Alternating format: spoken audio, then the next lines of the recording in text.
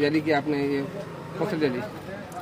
Well, today the 30th of November, we are here in Khwlai staging a protest agitation in a torchlight form. We want to send a message to the Indian government saying that the indigenous people of Tripura are against CAB. India should not think that Tripura is alone. Northeast is not a dumping ground of the illegal foreigners. We stand united, all the indigenous people of the Northeast. By passing this CAB, Tripura will be in a threat as we are already surrounded on 3 sides by Bangladesh. It will be an easy access for the Bangladeshis to come into India, which is Tripura. So it will rather threaten more and more, and the indigenous people will become more and more microscopic to more microscopic minority.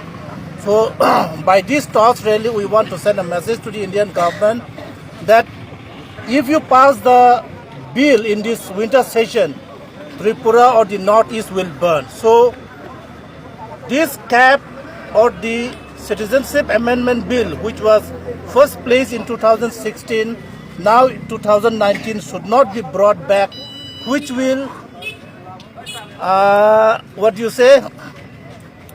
the Northeast will burn if CAB comes up and if this is passed. So India government should not place the bill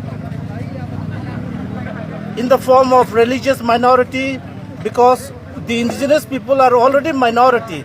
So this should not come in India. Thank you.